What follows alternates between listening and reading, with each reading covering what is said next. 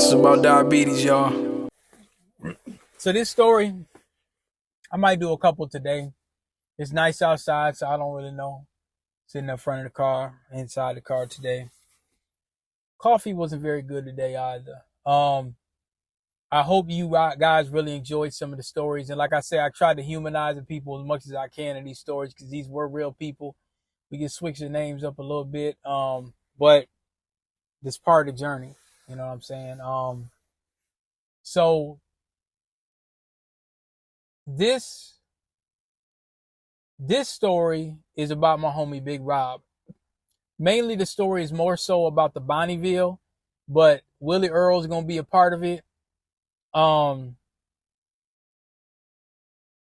don't remember around this time because this is after I sold the Dodge Spirit, or I might have had I probably had the Dodge Spirit at one point in time. Because remember, if you look at some of the videos or the pictures on the last couple little walkthroughs, I gotta let go of those too.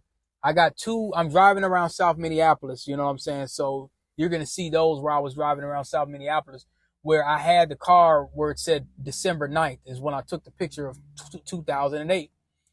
We're gonna next time we do the story on the 83 LeSabre, I'll kind of tell you where my mind was at.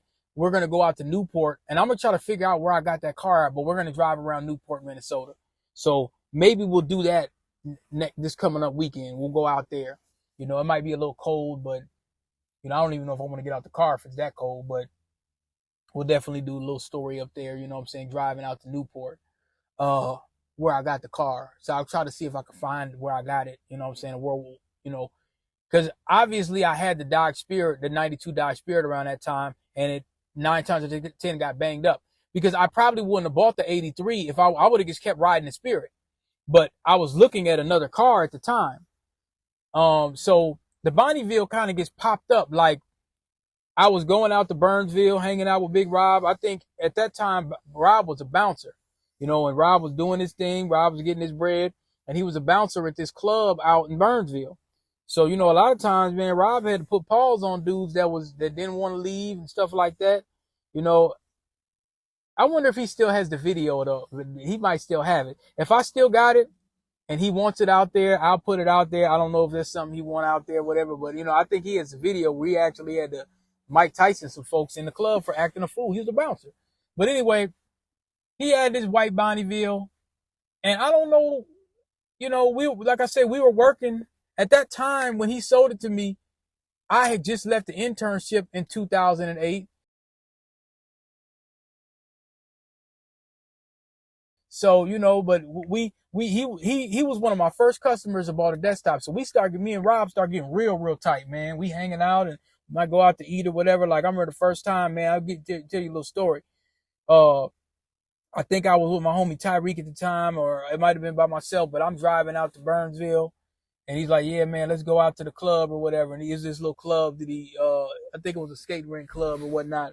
And I'm sitting there, I get out to Burnsville or whatnot, and, you know, bro, he went and pumps me some gas. And I said, man, I really appreciate that. And he said, man, you know, a lot of dudes ain't, you know, when you know, like he come from the era when you take folks out, you know what I'm saying? You take them out, you make sure they straight and all that. And so like he was saying, man, that's what dudes used to do when dudes get out the joint. Like, you know what I'm saying? Dudes taking you out, you know what I'm saying? They, you know, all money on them. They gonna fill up your gas tank. They doing all kind of stuff. So, you know, I said, I got a real homie right here or whatever.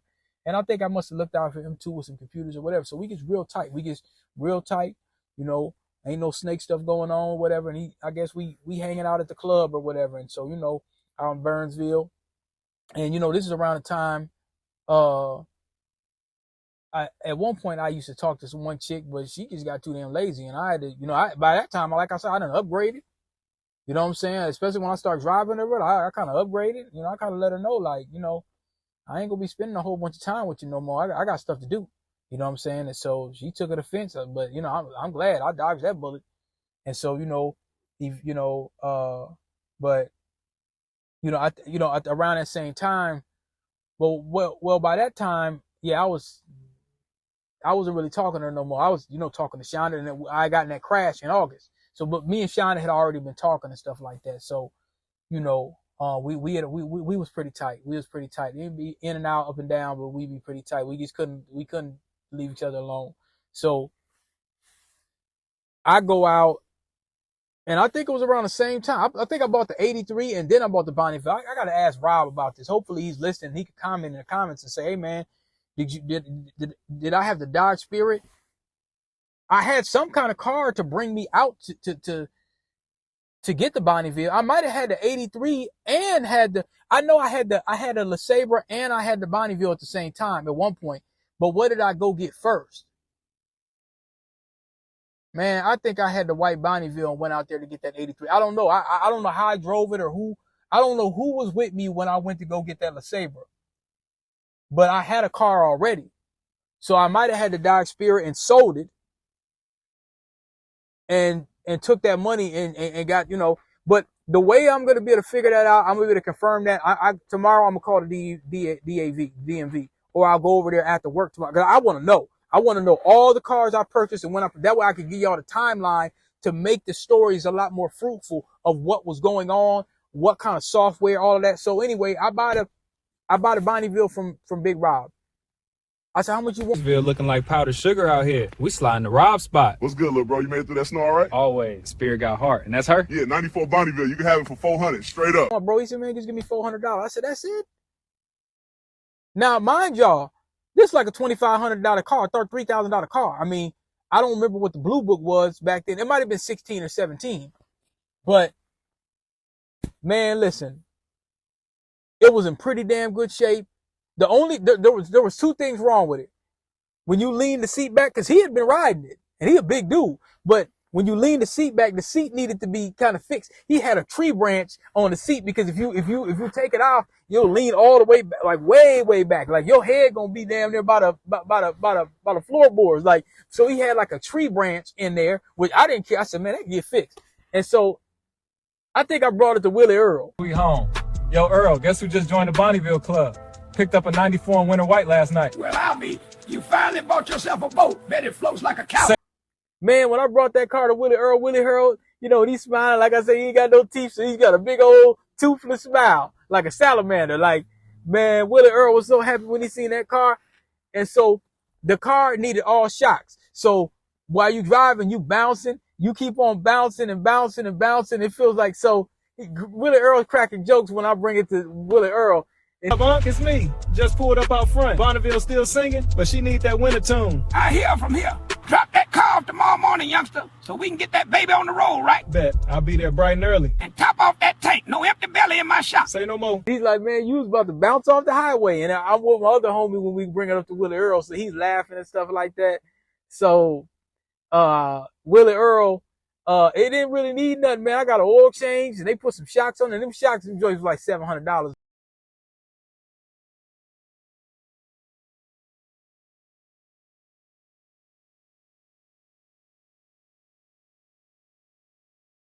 Something like that was a lot. But Willie Earl put you know, he put the shocks on, and I think they might have fixed the seat or did something with the seat, got the seat together or whatever the case may be. And I just rolled it. That thing was a beast in the winter. And it was fast. I think I was coming around the corner too fast, man, and I ended up hitting the dent. I think that's the reason why I sold it. I didn't want it no more. I was trying to like, I don't know, go too fast or something like that coming in the parking lot. I didn't slid and hit something a little bit and had a little dent. So that's probably why, but I still should have kept it. So I rode that. And I think I had the Bonneville and I rode that. Yeah, because I was riding the white Bonneville. Yeah. I just thought about that. And it might have had a sensor issue where it cut off. So Willie Earl, again, replaced the sensor issue. Sometimes it'll just be driving or idle, it'll cut right off. I thought it was something more serious. This is one little chip. Them 3800s always have that little sensor for like $60 and you just replace that. So I was driving that. So yeah, I had the Yep. I had the Bonneville because I don't think I brought the 83 to work. I ended that job in December. So I had that white Bonneville. So I think I had the white Bonneville. I sold the Dodge Spirit once I got into the crash, got my money back, bought the Dodge Spirit back for them like for a couple $100. Still had $900 to $1,200 to my name. And then I went and got the white Bonneville, and then I went and got the 83. The 83 was like $1,100, $1,200 or whatever. Okay, that was going price. So, you know, now I had the Bonneville, I had the 83, so I got my old school, which I should get put up, and it gets rolled that Bonneville. That's what that should have been my work car, my hustle car is that white Bonneville, you know, and I should have just rolled that and just rolled that until the wheels came off. I should have just kept riding that for years and years and years and years, you know, because I still could have went and got a truck, but I should have went to a real lot. So get the Bonneville fixed. That's my method of travel. I'm hustling in the Bonneville. You know, I still got my mixtapes, my movie. I got my movies. I got my computers. I'm doing a computer repair. I'm doing all of that. Yeah, this Bonnie ride smooth, man. Like a couch with wheels. As soon as I get that heater blowing right and fix that little squeak in the back, I'm scooping Shonda. She ain't gonna want to get out once she feel these seats. Paint still looking good under the... I'm doing all of these things. I sell the Bonneville. I downsize. I think I stopped working at that place. I applied for unemployment. They really smacked me with the denied stamp. Guess I'm writing an appeal tonight. Can't believe I'm even thinking about selling her. Bonnie's been with me since day one. Time travel on 4 wheels. Sell her to some stranger? Feels like giving away my... Denied me. I had to go back down off of 4th where I showed y'all in that last video. And I had to apply for that and wait for a little bit. Because at first they denied me saying, well, you weren't an employee there. Well, I was an employee, but I was a subcontractor. I should still qualify because I was still paying in the unemployment through the employer. And my manager had to tell me, you know, that when I was there, he said, that's your money. Like you paid into that. That's something you paid. The employer paid into it and you pay into it a certain degree. So after like maybe, I think January, March or something, me and my homie start talking like, man, we should open up another shop or something like that. And my other homie overheard it. Like he heard us talking. You know what I'm saying? Like February, he overheard us talking about doing it. It was getting warmer, a little warmer outside. He was like, man, let me get in. I said, all right. So we started looking for different property. We went on Craigslist, started emailing some place, went and signed the lease. He didn't want my homies to sign the lease. He didn't want them on the lease for whatever reason. So they sent me in there. So my homie's like, yeah, you the little high yellow, you the little short high yellow nigga. He gonna trust you. Send him up in there. So they sent me up in there to do the lease. He didn't want them to be on the lease for whatever. So now my name's on the lease. So, but it was our shop. So, you know, I'm going to put the lease. Yeah, I got the lease. I'm going to show y'all the lease. So, you know, this is around the time that I'm talking to the cougar. I got the 83. So she's just draining me every time she can, you know. Well, I'm going to tear you apart. Say it like you mean it. You already know. Hey, wake up. I can't sleep. Dez, it's 4 in. Exactly. Come on, talk to me. I'm trying to. Still asleep? You serious? Dez. Rise and shine, Captain. You relentless. And you love it. Doing all the most and all of that. And so, like I say, that white Bonneville, this is the Bonneville story, man. That white Bonneville, I really miss that car, man. I mean, I really missed that car. I didn't have it that long. You know, I only had it maybe like 5 or 6 months. Willie Earl was so upset when I sold it. Oh, he started acting a fool at the shop. You sold that white Bonneville? All that work I done put in that Bonneville? Like he done put it. And we used to make this joke about Willie Earl. He said, man, Willie Earl, you act like, and Willie Earl would get mad. Willie Earl would get real mad if you took your car to somebody else and then came back with your car. He feel like you're cheating on me. He said, man, you act like the car whole woman. He said, yeah, you know, I done put in work on that car. You know, every time something wrong with that. Sold that 94 Bonneville. After all the hours I put in, shocks, tie rods, wheel sensor, every inch of it tuned by these hands, and you just let it roll out the door. Earl, I didn't have a choice. I lost my job last week. Man needed cash quick. Quick cash. You know, you bring it to me, and then you gonna take that car to somebody. So, you know, Willie Earl, he didn't like that. You know, Willie Earl did not like when you used to bring your car, you know, because Willie Earl, it was almost like he made it, it's like, he had this, you know, he had this connection with the cars.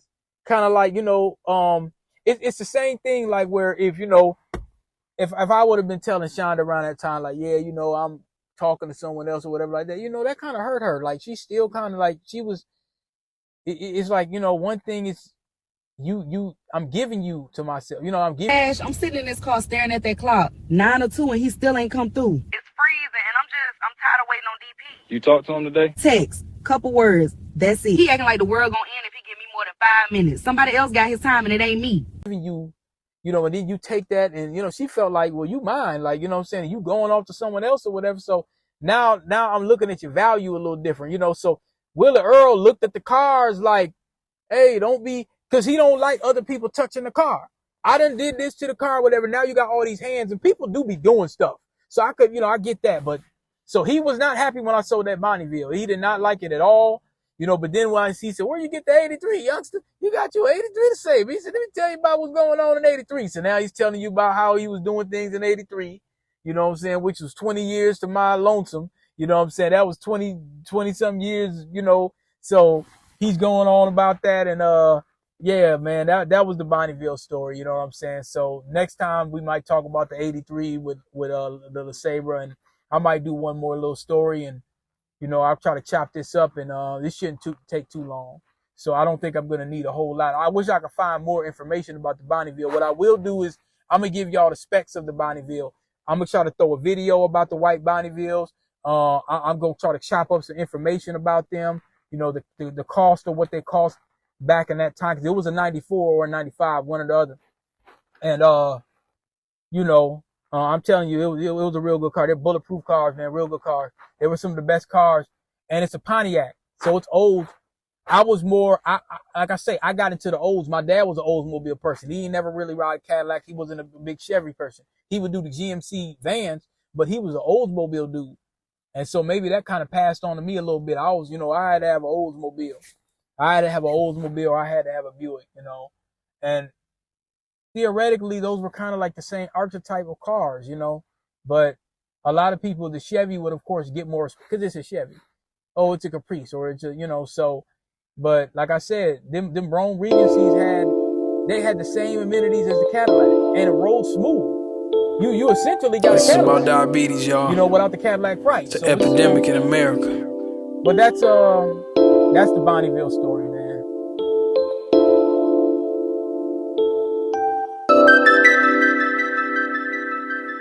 Check it out. Laid up in the hospital, kinda bitter about it, but yeah, it's my issue. Blood sugar 1200, doctor told me I'm finished. Angel came down, saved my life, and that was my vision. Maybe the drinking too much, gotta get my liver right. Roll my bucket with double vision to see the riverside. Fairview Hospital, laid up a week, this shit ain't right. Had a car accident a week ago, I ain't living right. Karma was a vixen and she left me. Just got a job of coloplast, I wasn't healthy. Diabetes affects the poor and the wealthy. Told me she killed me the same day that she met me. Threw my insulin in the trash, one day it stressed me. I don't trust the medicine industry, I feel they're deadly. Cut the carbohydrate, mama told me I'm great. Sickness get your mind state, family make sure I'm safe. Motherfuck the crime rate, fuck the racks in my safe. Feeling depressed and I'm losing weight. Extra salad I'm gon' eat today. Portion control, what I mean to say. Laid up in the hospital, kinda bitter about it, but yeah, it's my issue. Blood sugar 1200, doctor told me I'm finished. Angel came down, saved my life, and that was my vision. Laid up in the hospital, kinda bitter about it, but yeah, it's my issue. Blood sugar 1200, doctor told me I'm finished. Angel came down, saved my life, and that was my vision. How did I get diabetes? I stayed on the corner, selling mixtape CDs, a call from Winona. That's a 2-hour drive. When somebody needs your help, you gotta swallow your pride. If somebody's sick, you need to help them. IV in my arm, can't go home cause we testing. Another 3 months down the road in depression. Changed my diet, cut drinking out, now I ain't stressing. Open the store with the homies, call that profession. Protect your life and your health, call that progression. My uncle gave me some purple kush, a smoking session. Sacktown, King Cobra Kush, now I ain't stressing. Laid up in the hospital, kinda bitter about it, but yeah, it's my issue. Blood sugar 1200, doctor told me I'm finished. Angel came down, saved my life, and that was my vision. Laid up in the hospital, kinda bitter about it, but yeah, it's my issue. Blood sugar 1200, doctor told me I'm finished. Angel came down, saved my life, and that was my vision. Now, because you are from Africa, do you believe that God was drunk when he put black people in Africa? I said no. Well, do you believe that he put a diet there for you? Sure. And what's the diet? Rice and peas and potatoes and yams and cows and hogs and lambs. You said not so. That's not the diet of an African. What is the diet of an African? He said, the same as the Toltec and the Olmec.